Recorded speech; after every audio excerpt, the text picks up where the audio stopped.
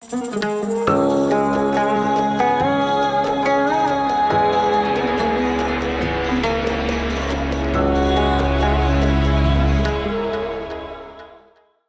שטרית, נולדתי ב-6 לאוגוסט 1951 באורן שבאלג'יר.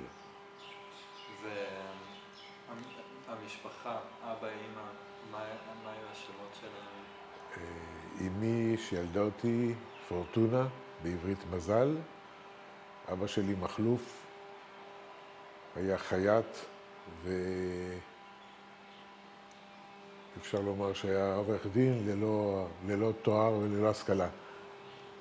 הוא שימש כפקיד כתיבה לכל דכפין. כל יהודי שהיה צריך מכתב לרשויות או לכל גורם אחר, היה מתייצב אצלו במתפרה, ויוצא משם עם מכתב מודפס בעברית או בארמית, וכנראה שאני הרגשתי מאבא שלי את התכונה הזו, כי אני שימשתי כדובר עירייה במשך 30 שנה בעיריית לוד. חוץ מהכתיבה הוא עסק בתפירה עבור בעלי עסקים, בכמויות, מכנסיים, חולצות, כמו רשת כזו של חייטים, אבל עשה את העבודה לבדו עם מכונת תפירה אחת. לבדו לא היו לו עובדים? לא, היו לו הרבה אורחים, אבל לא עוזרים. כל מי שהיה משעמם לו היה בא לדבר איתו תוך כדי התפירה. זה לא הפריע לו. ואמי כמובן הייתה עקרת בית. אישה טובה, אימא טובה, שהפירות שלה נבחנים גם היום כאן בארץ. אנחנו 8 אחים, היינו 8 אחים. אחי נפטר לפני 3 שנים, אלכס, מהמחלה הארורה, כמה אסונות קרו למשפחה. נתחיל מהרחוק, אחיין בשם אייל שטרית, אח של עופר שטרית, הכדורגלן המפורסם, ששיחק בכל הקבוצות של הליגה הארצית, ליגת העל. נהרג מפגיעת רכבת, הוא ניהל את תחנת הרכבת בתל אביב, ובאחת הישיבות שקיימו בלוד, כשהוא יצא מישיבה, הוא כנראה לא שמע את הרכבת עם מנוע חשמלי, והעיף אותו 20 מטר והוא נפטר מזה, נהרג מזה. אנחנו 8 אחים, היינו 8 אחים, אלכס נפטר, נותרנו 7, אני הבן החמישי, יש לנו 5 בנים ו3 בנות. ואני רוצה כן להתעכב עוד על הבית, ואבא, אמא, אחים, איך היה נראה הבית, איך הייתם? גרנו בבית די גדול, מין בית משותף כזה, כל השכנים. היום שמעתי שקוראים לזה ריאד במרוקו, בית כמו שגרתי בו, יכול היה לשמש כריאד, מין בית מלון קטן. זה מה שעומד לרשות התיירים שמגיעים לשם. כמובן שיש גם בתי מלון רגילים. גרנו כל המשפחה ביחד, ועוד אחות של אמי, היו שכנים, גדלנו ביחד איתם. זה היה ברחוב אוסטרליץ 36, אני זוכר טוב מאוד את הכתובת, רחוב היהודים, באלג'יר. בית הכנסת הכי גדול בעולם, אני חושב, אז היה בית כנסת שלנו באורן, באלג'יר, בית כנסת ענק. היום שמעתי שהוא הפך למסגד. אז כשעלינו לארץ כבר שמענו על כך. שימשתי כילד, הייתי חבר במקהלת בית הכנסת. בעצם אני ועוד 2 אחים שלי היינו במקהלה, בשנתונים שונים. היינו מופיעים באירועים חגיגיים, חתונות, בר מצווה. מתי שאפשר היה לנגן על הפסנתר, הרב הייתה לו פסנתרנית, הייתה מלווה אותנו, וכמובן מה שנקרא אורגן או גב גדול כזה. כלומר, כלי נגינה מערביים, אירופאים. כן, ברור. ימי ראשון, למדתי בבית ספר כללי של המדינה, של כאילו השלטון הצרפתי, ובימי שבת, בימי ראשון היינו לומדים בבית הכנסת, את השפה העברית, רש"י, כל מה שקשור ליהדות, כך שלא היה לנו יום חופשי, כמו שלנוצרים היה ביום ראשון. זה נקרא בית הספר של יום ראשון, Sunday School כזה. ובשבתות גם? בשבתות לא למדנו, לא. בשבתות לא הלכנו לבית ספר, היינו מתפללים, אנחנו שמרנו שבת. אבל הבית ספר עבד? עבד, כן. ואיך זה היה? זאת אומרת, להיות הילדים שלא באים לבית ספר? לא, אנחנו היינו עושים השלמה. כל מה שנלמד בשבת, אנחנו לומדים יום ראשון, בעצמנו במסגרת הקהילה היהודית במקום. ואיך היו היחסים בין ילדים יהודים? היו יחסים מצוינים עד התחיל הרצון של הערבים לקבל עצמאות, ולקח כמה שנים עד שדה-גול הסכים להעניק להם את עצמאות. ברגע שהוא הסכים, מיום ההכרזה עד ליום המימוש, כל מי שיכול היה לעזוב את אלג'יריה, עזב. עכשיו, כמובן שהמוסד, הסוכנות יותר נכון, הסוכנות היהודית, פעלה במקום כמה שנים לפני שעלינו. אבא שלי נרשם כמה פעמים.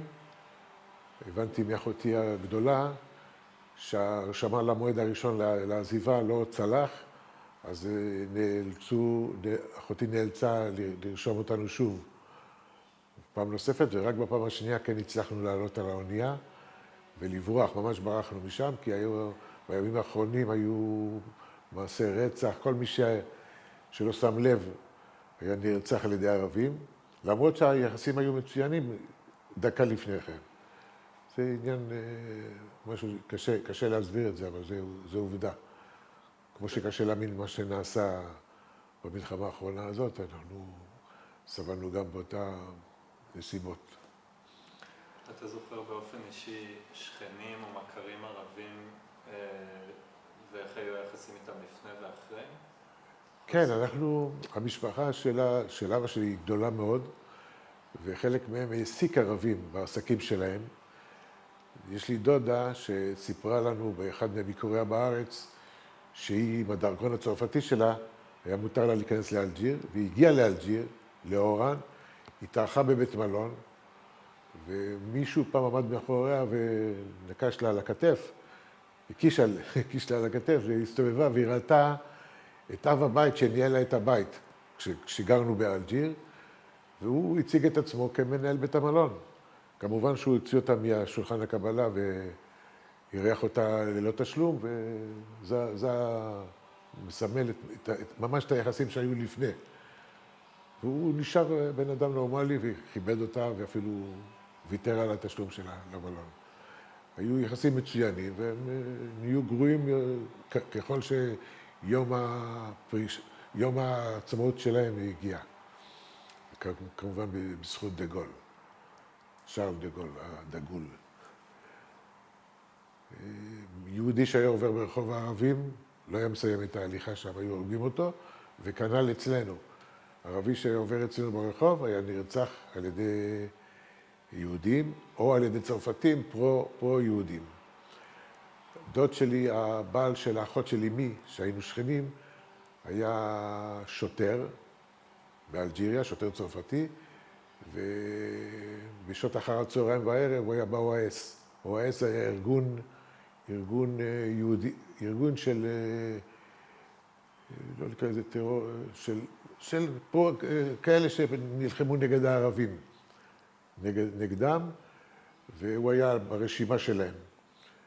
ולכן הוא היה נזהר מאוד, כי תמיד חיפשו איך להתנכל לו, להרוג אותו, הכוונה. אתה יכול להסביר לי עוד קצת על המשולש הזה של היהודים, ערבים, צרפתים? כלומר, אתה אומר שהיו צרפתים שהיו פרו-יהודים, וגם לא באופן רשמי פעלו נגד ערבים? היו, אלג'יריה הייתה ארץ עם שלטון צרפתי, הצרפתים, הבריטים, כל שמים רבים ששלטו על חלקי עולם, חבלים גדולים של העולם שלנו. אז כמובן שהיו צרפתים, השלטון הצרפתי, הפקידים היו צרפתים, כל הרשויות, יהודים, כמו בכל מקום, היו רבים.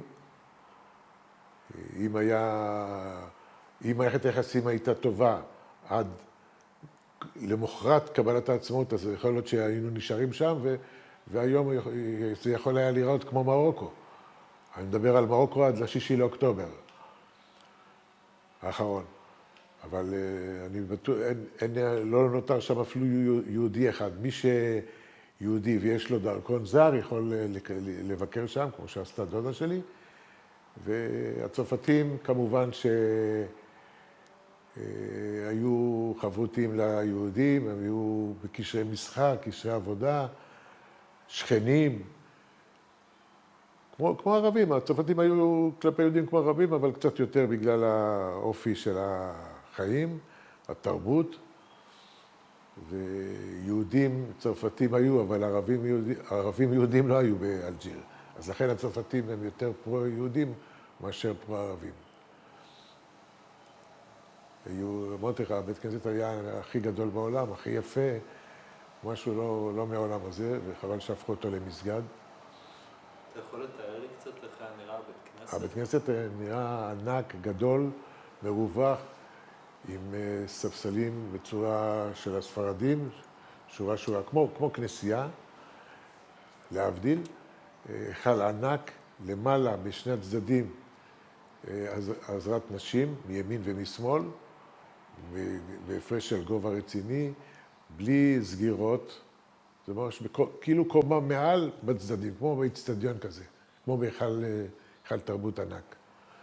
כמובן שחדרי שירותים, חדרי ספח, מזכירות, כיתות לימוד, כמו במרוקו. כמו בבית הכנסת האחרון שביקרתי במרוקו, יש כיתות לימוד ובית תפילה. שם היינו לומדים ביום ראשון. כלומר, זה ממש מרכז מרכז קהילתי, כן, כן. ומבחינת אירועים כמו בריתות, חתונות, הם גם היו קורות שם, או יותר בחצרות של הבתים? כמובן שהחופה בפנים, והיה בחוץ גם כן, כמו שהיום, בכל בית כנסת כמעט יש אולם שמחות, שאפשר לקיים בו שמחות ואזכרות. יש איזשהו אירוע כמו חתונה שאתה זוכר באופן ספציפי? הבר מצווה שלך הייתה שם? חתונות, כולן היו בבית הכנסת. הריחות של התבשילים היו מיוחדים. איזה אוכל למשל? אוכל טעים של מרוקאים, אתה יודע, מרוקאים, אלג'יראים. אלג'יראים נפרדים, דומים קצת למרוקאים, אבל זה סוג אחר של תרבות וחיים. אוכל גם. מה עוד היה שם? בריתות. כיסא אליהו היה בבית הכנסת. את הברית, גם אם את הכיבוד לא עשו בבית הכנסת, את הברית עצמה עשו בבית הכנסת, כי הכיסא לא היה נייד. בר מצווה כולם עשו בבית הכנסת, ספר תורה. אז אתה זוכר אולי בר מצווה של אחד האחים? או... כן, בטח, אחים, דודים. ואמרתי לך, אנחנו שרנו בכל אירוע כזה. אני השתתפתי במקהלה ששרה בכל חגיגה. אם זה ברית, בר מצווה, חתונה, מועדי ישראל. איזה סוג שירים יותר שירים, פיוטים, כן, הכל מספר הספרים או מהסידור, תהילים.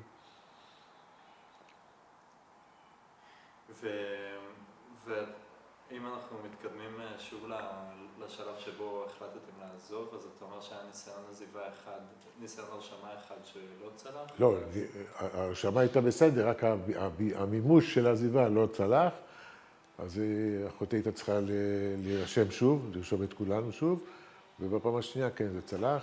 עלינו על אונייה עד למרסיי, היינו בקונדרינס במשך שבועיים, זה מחנה מעבר כזה, המתנה לטיסה, שהיינו שם שבועיים, ומטוס של אל על הביא אותנו לשדה התעופה בלוד, נתברר אחרי זה שזה שדה תעופה לוד, כי אנחנו ביקשנו מראש לגור בלוד, כי הדודה שלי, אח של אמי, עלה לפנינו ב-48, הוא הצליח להשיג דירה בלוד. דירה שהייתה קיימת בתקופת השלטון הירדני בעיר, ואנחנו יודעים שאנחנו נוחתים ומגיעים ללוד. נחתנו, העלו אותנו על משאית נוסעים כזאת. הם היו פעילות עד סוף שנות ה-60, היינו נוסעים אפילו לים עם משאיות כאלה, ואמרו לנו, כן, עכשיו אתם נוסעים ללוד. וכשהגענו לתחנה שבה ירדנו, אמרו לנו שזה באר שבע. קיצור, מישהו שיקר אותנו. אז הגענו בלילה, היה חושך, היינו באוהל, ישנו שם. למחרת אמא שלי קמה, נסעה ללוד, וכשהיא חזרה היא אמרה, בואו, תעזבו פה את המקום, הולכים לאחי, לדוד. הוא אירח אותנו אצלו במשך 9 חודשים, גרנו בבית, בית גדול, וב9 חודשים האלה אמי טיפלה בכל מה שקשור לסוכנות היהודית, משרד השיכון, עמידר וכדומה. קיבלנו דירה בשכונת חיסכון ג' בלוד, שהוקמה סוף שנות ה-60, דירה חדשה כמובן, 54 מטר נדמה לי, 10 נפשות. אחותי מהירה להתחתן, אז נותרנו 9, ולאט לאט הבית התחיל להתרוקן, ועברנו כל אחד, אתה יודע, מתחתנים, דירות, אתה לא מבין איך חיינו אז בסלון עם מטבח קטן ומקלחת קטנה, כל כך הרבה נפשות והכל היה בסדר. ביחס לבית שבאתם ממנו. כן, ביחס לבית שבאנו ממנו היה סביר. כי היה, אתה יודע, 2 משפחות בבית אחד, זה לא כל כך נכון, אבל היינו שם באילוץ, לא הייתה לנו ברירה, וכשקיבלנו את ה-53 או 54 מטר, זה בסדר, אבל לאט לאט, אחרי כמה שנים, רכשנו דירה יותר גדולה. כמובן שמספר הנפשות ירד, כי אחים התחילו להתחתן ולהיפרד מאיתנו. וזהו, זה לגבי הקליטה. אבל שם, בימים ההם שגרנו בלוד, אז שוב, אנחנו עזבנו את אלג'יר, השכנים ערבים, ובאנו ללוד, שוב, השכנים ערבים. דו-קיום אמיתי, הרבה יותר טוב ממה שבשנים האחרונות, או בשני העשורים האחרונים. והיה מאוד... אנחנו היינו רגילים לזה, כך שזה לא היה חדש עבורנו. ראינו טוב. חברים טובים, עד היום יש חברים טובים מהקהילה הערבית. ערבים, מלוד. כן. ומה הבאתם איתכם? מה הבאנו אתכם מבחינת ציוד? כן, מה ארזתם? כל מה שהיה לנו. היו, אני זוכר, ארגזים גדולים, שהיו מילאנו אותם בכל התכולה שהייתה שייכת לנו בבית באלג'יר. כל מה שהיה נייד ואפשר היה להכניס לארגז הזה, נכנס. והגענו בשלום עם כל הציוד, הסתדרנו יפה. אבא שלי התחיל לעבוד הוא התקבל לעבודה באל על, אבל בגלל שאמרו לו שהוא צריך לעבוד גם בשבת, הוא לא הסכים. ואיזשהו חבר שהיה פעיל במפלגת העבודה, סידר לו עבודה במקום אחר, בקרגל, מפעל לקרטון, שעבר למקום אחר, היה בלוד המון שנים, ובאותו רגע שהבחור הזה, הוא מדבר על שמעון זיו, זיכרונו לברכה, חבר טוב שלי שנפטר לפני כמה שנים, דאג להעסיק אותו בקרגל, והתחיל המאבק נגד חיוב של אנשים לעבוד בשבת, גם כאלה ששומרי שבת. וברבות השנים, אני חושב שראש הממשלה בגין, כשהיה ראש הממשלה, הוא טיפל בנושא הזה, ואם אני לא טועה, הוא ביטל את ההחלטה הזאת. הם היו מופתעים לפגוש את הדילמה הזאת פה, את זה שפתאום... כן, בטח. אבא שלי היה עמום מזה, כי אבי היה אדם דתי מאוד. אבא שלו, סבא שלי היה רב מכובד וגדול, ואין דבר כזה, ישראל בשבילם זה כמו שהייתה ישראל לפני 2,000 ו-3,000 ו-5,000 שנה, מבחינתו. ולעלות לארצה זה היה חלום, דבר שהיה קשה מאוד להסב למה שעשו האחים שלו. האחים של אבי, למשל, כולם, חלקם נשארו בצרפת, הלכו לגור בליו או במרסיי, והאחרים, רוב היהודים שעלו איתנו מאלג'יר, המשיכו לקנדה. גרים בקנדה עד עצם היום הזה, ומאוד היה... וכשעשו מחקרים שאלה שהגיעו לארץ כביכול לא התקדמו מבחינת ההשכלה ותארים אקדמיים וכו', אז היה קל להשוות בין אלה שעלו לארץ לאלה שנותרו בצרפת או שהלכו לקנדה. ואז אמרו שהמוצא הוא לא פונקציה לגבי קביעת ההשכלה של הבן אדם, כי זה תלוי בתנאים שהיו במקום. אם אתה בא עם משפחה ברוכת ילדים ואין מספיק כסף, אז כמובן שהילדים מחפשים עבודה כדי לעזור להורים. האחים הגדולים שלי מיהרו למצוא עבודה כדי לעזור למשפחה להתקיים. מה לגבי זה? אתה בעצם היית בן 11? אני בן 11 כשהגענו לארץ. זה לצערי, כשהגעתי לארץ למשל בלוד, בגלל שהייתי עולה חדש, אז מנהל אגף החינוך אז, שלימים נהיה חבר שלי כשעבדתי בעירייה, הוא באופן, בלי לבחון את הבן אדם, אם הוא יודע לקרוא או לכתוב, אתה עולה חדש, אתה נשאר כיתה. במקום להיות בכיתה ה', שמו אותי בכיתה ד'. אבל בכיתה ד' הרגשתי מאוד נוח. ידעתי יותר טוב מכל התלמידים לכתוב ולקרוא עברית, כי למדנו עברית בחו"ל, אמרתי לך, בבית הכנסת. רש"י גם ידעתי. הפכתי להיות זה שכותב את ההודעות. מודעות כפלקטים על הקיר, אתה יודע, כל מיני פסוקים, כי היה לי כתב יפה ועשיתי את זה טוב.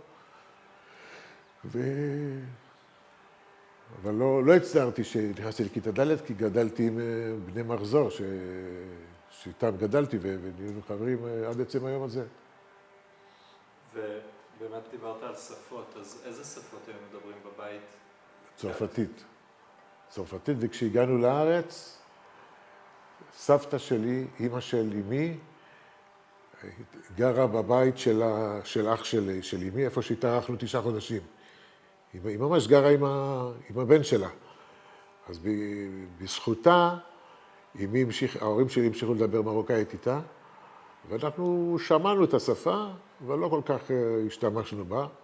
וכשאני משתמש בה, אז כמובן שאני לא הוגן נכון את המילים, אבל מבינים אותי. מי שצריך להבין, מבין. אז ההורים דיברו ביניהם מרוקאית? מרוקאית וצרפתית. ואנחנו דיברנו צרפתית ועברית. עם ההורים, רק צרפתית. אנגלית היה? אנגלית מכיתה ד'. למדתם בבית ספר? כן, בבית ספר למדנו אנגלית. אבל היות וידענו צרפתית, אז היה לנו יותר קל לעשות שימוש באותיות. מבחינת, נגעת בזה קצת בכל הצד הדתי של המשפחה. אז איך זה היה כשהייתם עוד שם? היו ילדים שכבר היו לא דתיים? אצלנו? כן. המשפחה באופן כללי הייתה דתית, שמענו שבת. לא היינו חרדים, כי אתה חי בעיר חופשית לגמרי. שמענו כשרות באופן מוחלט. יש כאלה שנסעו בשבת, יש כאלה שלא נסעו בשבת, אבל לא הדליקו אש. אתה יודע, יש כאלה שמדליקים מתג, מבחינתם זה מותר. כמו פה. ומה זה עיר חופשית? תתאר לי עוד קצת את החיים החברתיים. חופשית, הכוונה להבדיל מבני ברק. בני ברק, אתה נוחת שם, אתה רואה שאתה בעיר חרדית. ובאלג'יר כולם נהגו כפי שנוח להם. הצרפתים והיהודים היו מתלבשים רגיל, הערביות עם הכיסוי ראש ושמלות ארוכות. המרוקאים התלבשו כמו במרוקו, היהודים. לבשו ג'לביה כזו ארוכה, כמו שהיה נהוג במרוקו, כי הם לא נגמלו מזה, וזה היה מין... שאל אותך על לוד. לא לוד. חזרנו ללוד. לא. ושמרו על אורח חיים כפי שהכירו מיום לידתם. עכשיו, רבים מהאלג'יראים הגיעו לאלג'יר כילדים, בגיל 8-9 ממרוקו. זאת אומרת, רוב המבוגרים היו עולים חדשים באלג'יר. ההורים שלי, למשל, בגיל 10-11, עזבו את מרוקו לאורן שבאלג'יר. אורן הייתה עיר נמל, יפהפייה. עד היום אני זוכר אותה. ונגיד, מבחינת הבילוי, החיי פנאי בעיר, איזה סוג דברים הייתם עושים שם? בילויים, הכל במסגרת הקהילה, הבית כנסת, המועדון, תנועת נוער. אני לא זוכר שזה היה כמו שהיום, מוזיאונים או בתי קולנוע.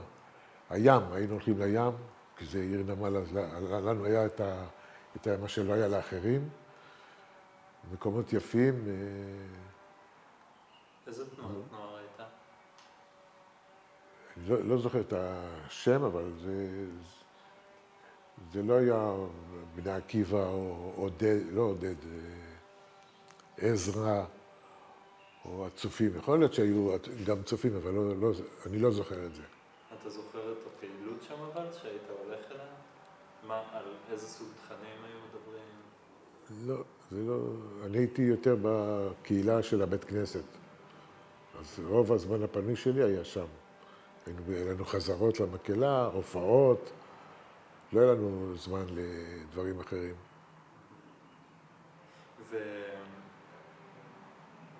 זה גם מתקשר וגם כדורגל.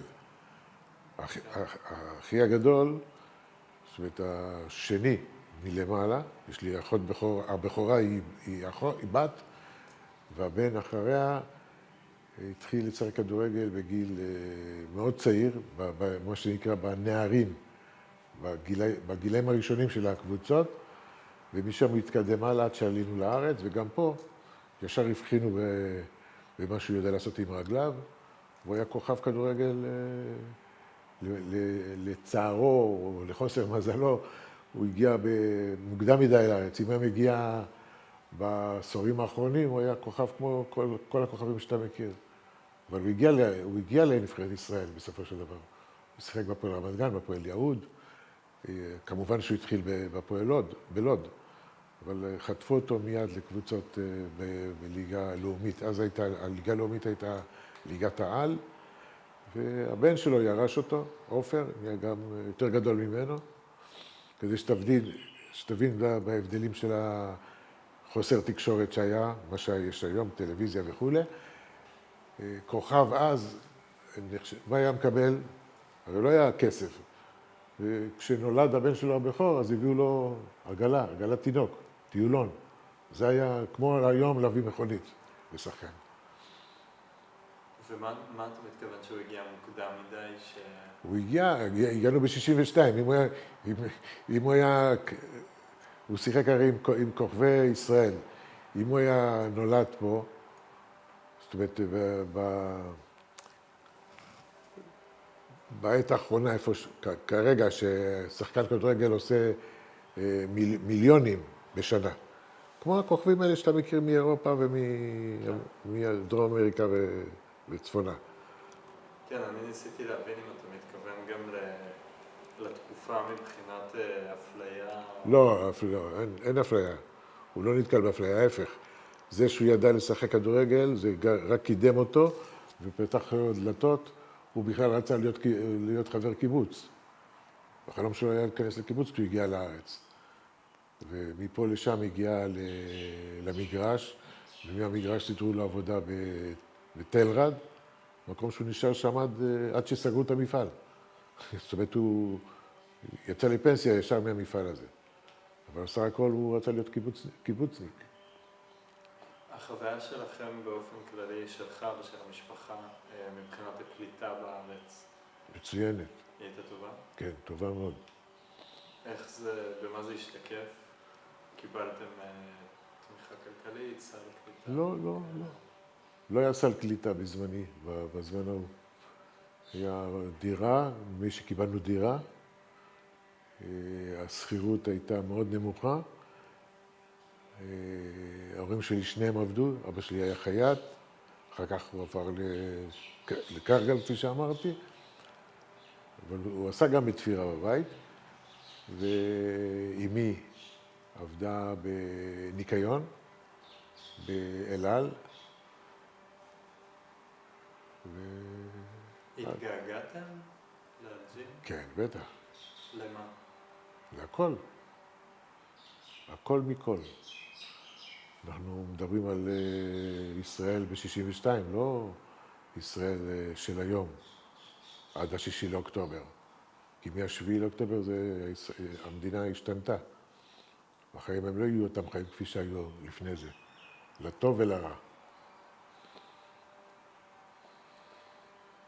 בכל זאת, כשחשבתם על אלג'יר, אולי אתה באופן אישי, אפילו לא אני לא שואל על בבימה, אבל איזה דברים אני חושב שדה-גול עשה טעות חמורה, שהוא נתן עצמאות לאלג'יראים, לערבים, כי יש להם מספיק מדינות ערביות.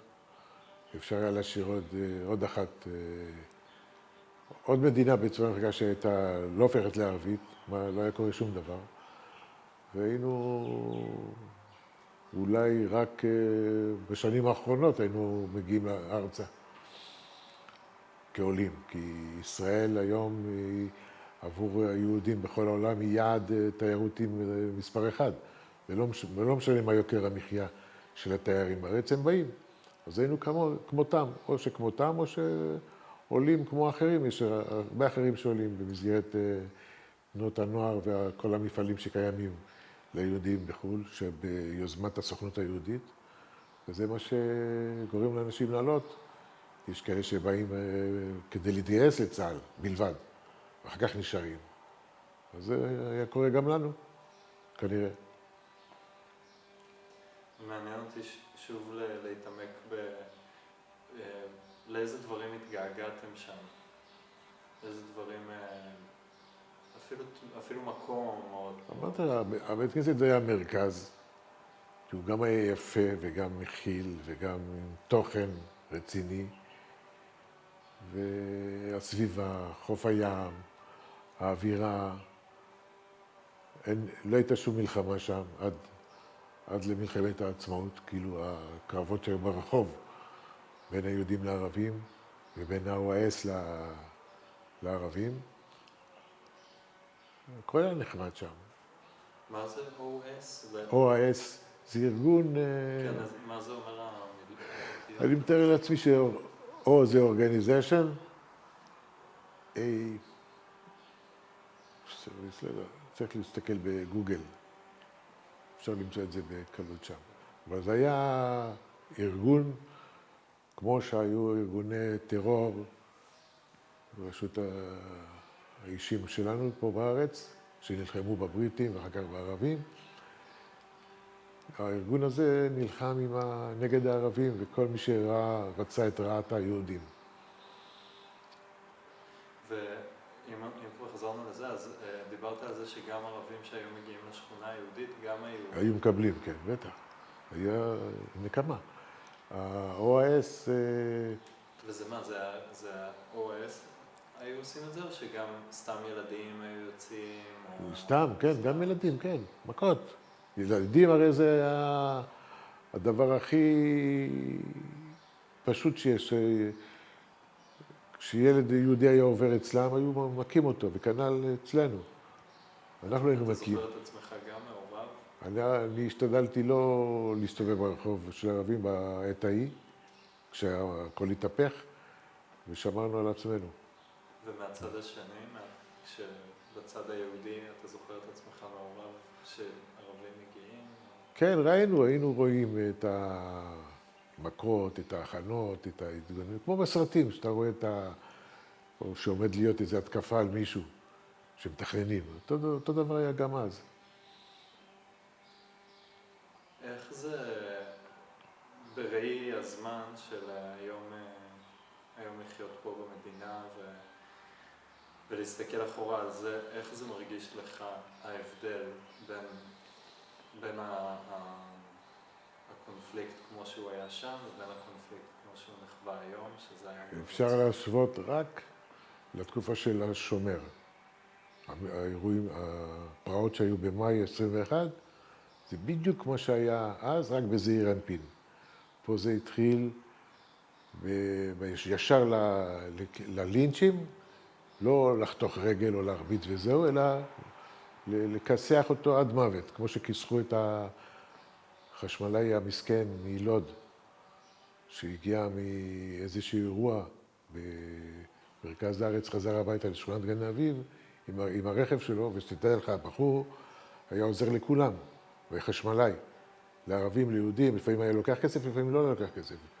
והוא הרגו אותו. כנראה, לפי מה שאני מכיר, אני לא מאמין שתושבי לוד עצמם הרגו, אלא הזרים שהגיעו כדי כביכול לעזור לערביי לוד. הם עשו בו לינץ' והרגו אותו כשהוא יושב בתא הנהג של הרכב. אז, ובמקומות אחרים היה גם כן, ביפו, בבת ים, בעכו. זה אנשים שחיו ביחד. ולמחרת הם היו אחד נגד השני עד רצח. יצא לך להיות בקשר עם החברים והמכרים מלוד, הערבים, סביב התקופה הזאת האחרונה? בימים ממש לא, כי אני גר בשוהם, לא גר בלוד, אבל הייתי בלוד. אני מתנדב בלוד, ולא נתקלתי ברוע או משהו, אבל דיברנו בטלפון עם כמה, ושאלתי אותם אם הם עושים משהו כדי להרגיע וזה. כי אני מכיר חברי מועצה, שכיהנו כחברי מועצה בעירייה, בעצם עד היום הם שם. ולא. אמרתי לך, אני בטוח שזה הערבים שהגיעו, כמו שהם אומרים שהיהודים שעשו מה שעשו בלוד, היו מנערי הגבעות או כאלה לה פמיליה וכל מיני דברים כאלה. כך היו גם כאלה שהיו מחוץ לעיר. למשל, ברמלה סגרו את העיר מכל הפתחים שלה. אז כאלה לא נכנסו, לכן ברמלה לא קרה מה שקרה בלוד. בלוד הגבולות היו פתוחים, המשטרה לא שמרה על הכניסות והיציאות, והגיעו לפה כאלה שאסור להם להגיע לפה, וחבל שהגיעו. אז אתה מרגיש שבסך הכל יש עם השכנים, עם האנשים שבאמת חייתם איתם ועדיין אתה בקשר איתם, יש סולידריות. כן, בטח. ערביי המקום, הוותיקים, בטח. ואם יש כאלה שרעים במרכאות, זה רק דור שני ושלישי של משת"פים שגויסו בעבר על ידי משרד הביטחון וכו', לטובת ישראל. אז הערבים, הילדים האלה והבני בנים, הם רואים בסבא ובאבא שלהם כבוגדים וחוזרים בתשובה הפוכה. נהיים רעים כלפי אלה שחייבו את ההורים שלהם לעזור לישראל, כאילו. זה נושא מעניין לכשעצמו. כן.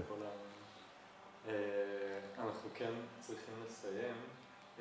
אני רוצה לשאול אותך שאלה לסיום, שזו שאלה שאני שואל בסוף כל ראיון, והיא במבט אחורה על כל הסיפור שלך ומאלג'יר ועד איפה שאתה היום. איזה איחול או מסר יש לך לדורות הבאים, או לעולם שבו אנחנו חיים היום, המדינה, כמו ש... צריך לראות באדם כשווה, ואם הוא שונה, צריך לכבד אותו ולעזור לו. ואני דוגל באחדות ובשוויון, ולעזור למי שצריך, מי שזקוק. ואני בעצמי מתנדב, מה שנקרא, באופן מוחלט, עוזר לכל מי שזקוק לעזרה. התחלתי לעשות את זה בכיתה י' עם תלמיד עיוור שלמדתי בכיתה. היינו 4 תלמידים שהיינו עוזרים לו, ומפה כל הדרך שלי הלאה זה לכיוון החברתי, לימודי עבודה סוציאלית בבר אילן, פתיחת חוגים לעובדים סוציאליים צעירים, הקמת מסגרות חינוכיות בעיר. הצטרפתי לתנועת עודד, שקמה ב-1966 או 5, של מרוקאים יוצאי צפון אפריקה, להגברת ההשכלה בקרב המרוקאים, מלגות עולי צפון אפריקה. איך? כולם, כל עולי צפון אפריקה. כן, כל עולי צפון אפריקה.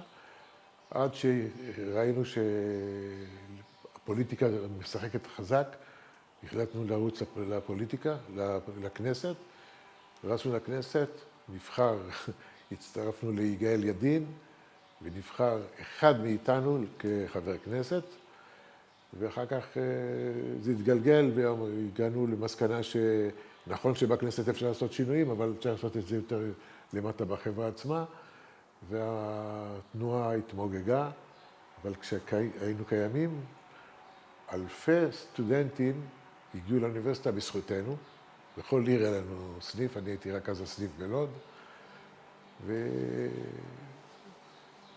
אני אגיד לך... באיזה אופן עודדתם את ההשכלה בעצם? הקמנו מרכזי למידה ושיעורים פרטיים, הרי מה זה... פרח גם, תלמיד טוב, אם יש להורים שלו כסף, אז הוא לומד שיעורים פרטיים, אם אין להם, הוא לא יכול ללמוד שיעורים פרטיים. אז הגענו למסקנה שצריך להעניק שיעורים פרטיים חינם לנזקקים, וזה מה שעשינו. אני למשל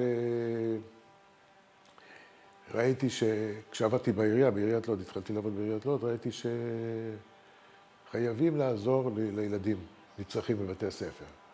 כי כבר עודד לא הייתה קיימת. אז אמרתי, אני אפתח את הנושא. הקמתי פרויקט חונכות, ראשון בארץ. פרח, המושג פרח זה המצאה שלי. פרויקט חונכות. ואיך ידעתי שזה שלי? יום אחד ראש העיר, שהיה במקרה עורך דין, משה אפרת, צלצל אמר לי, בוא, יש פה מישהו שרוצה לראות אותך. אני מגיע למשרד, עמוס כרמלי מחיפה יושב שם, הוא אומר לי, שלום, תשמע, אנחנו רוצים לעשות שימוש בפרויקט שלך. תן לנו זכות להשתמש בשם פרח, פרויקט חונכות. אמרתי לו, נו, מה הבעיה? אמר לי, לא, הנה, ראש העיר הזה במקרה עורך דין, והוא יודע שיש בעיה, אתה צריך לאשר לנו. אמרתי, ומה תיתנו לנו אם נאשר לכם? אז אמרו לי, מה אתה רוצה? אמרתי, היה לי רק 20 מלגות באותו רגע, מטעם העירייה. אמרתי, אני רוצה 40 מלגות, ומשכורת שלי, חצי משרה, תעבירו לעירייה, כי אני מקבל את המשכורת מהעירייה. אמרו לי, קיבלת. אמרתי למשה, לעורך דין, אמרתי לו, זה בסדר? אמרתי, לא, אנחנו נעלה את זה על הכתב. וזה עבד. באותו רגע הכפילו לי את המלגות. אז נתתי 20 מלגות ליהודים ו20 מלגות לערבים. הנשיא יצחק נבון שמע על הסיפור הזה, הזמין אותי ללשכה אצלו ונתן לי תעודת הצטיינות על פעילות חברתית. ומאז פרח קיים, ולא עשיתי בזה פרסום, זאת אומרת, רבים לא יודעים, רק מעטים יודעים שזה נולד בלוד, הפרח. היו לנו חונכים מצוינים היום, חלקם יש עורכי דין, מנהלי בתי ספר, כל מי שהיה סטודנט אז קיבל מלגה. עכשיו, היה מצב אבסורדי בלוד. אמרתי לך שהבת שלי מורה והיא מלמדת בתל אביב, וראש העיר נתן לה דירה בזכות זה, בשכירות נמוכה. אמרתי לראש העיר אחר, מקסים לוי, אמרתי לו, תשמע, אין אף מורה שמלמד בלוד שגר בלוד. ועוד דבר, אין אף עובד סוציאלי גם שעובד בלוד והוא עובד סוציאלי. הוא אומר לי, אז מה אתה רוצה? אמרתי לו, אני רוצה, בוא נממן לימודי הוראה ועבודה סוציאלית חינם לתלמידים, שילכו לסטודנטים, ומי שירצה את המלגה, יחתום לנו שהוא יעבוד אחרי תום הלימודים במשך 5 שנים בעיריית לוד. אמרו לי, קדימה, תרוץ.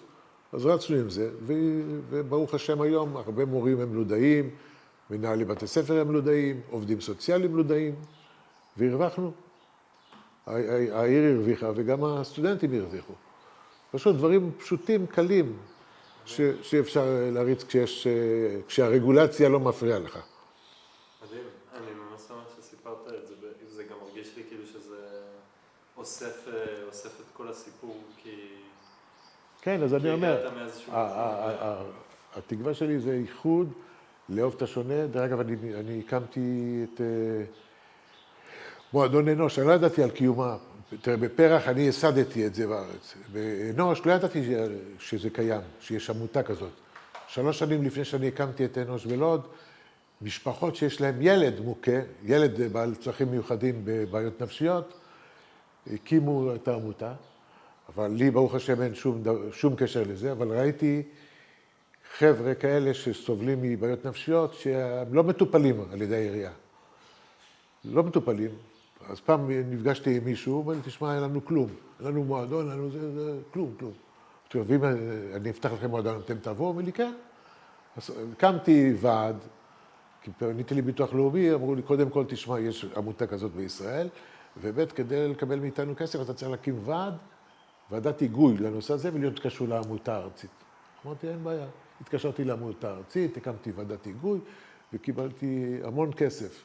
קנינו תנור, טוסטר, כיסאות, שולחנות, מקלט לקחתי מהעירייה, מקלט ציבורי, וברבות השנים, טיפת חלב שנסגרה, לקחתי אותה ראשון, כי לי לא, הייתי בעירייה מקורב לנכסים שעומדים להתפנות, אז לקחתי אותה עבורי, ואת המקלט העברתי לפיקוד העורף כדי לאחסן בו את כל המסכות טבח שנותרו אחרי המלחמה ההיא. ועד היום המועדון הזה קיים. מדהים. זה אנוש, הקים, אני מתנדב גם בהקים בלוד. זה מה שעד היום. כן, עכשיו יש הצגה שאנחנו הבאנו לכל המוסדות של הקים בלוד, ואנחנו צריכים לכבד את המעמד של ההצגה. להקים, אנוש, מה עוד? פשר, פיתוח שירותי רווחה, זו עמותה יותר מתקדמת של מעונות יום, היה לנו גם בדפוס, היה לנו מטבח עירוני, היה לנו מפעל ליצירה אומנותית של יוצאי אתיופיה. יוצאי אתיופיה הגיעו לארץ, לוד קלטה המון מהם, ולא היה מה לעשות איתם, אז קמנו שם מפעל של רקמה ותפירה. מדהים. ומישהו במשרד הכלכלה בזמנו החליט שזה לא... נסגר. הפסיקו להזרים לנו את התקציב הזה, נאלצנו לסגור אותו. טוב, יש עוד הרבה דברים שצריכים... אז פשוט אם הנושא החברתי יהיה טוב לכולם. יש הרי החברה בנויה מכל מיני, לצערנו נולדים, כל מיני בעלי מומים וכו' וכו'. אז אם יש כאלה זוגות שברגע, אם הם יודעים את זה בחודש השני או השלישי להיריון, אז הם עושים הפלה, ויש כאלה שנגד הפלה, יש כאלה שיולדים אותם, והחברה צריכה לטפל בהם. אז אנחנו פה בשביל זה.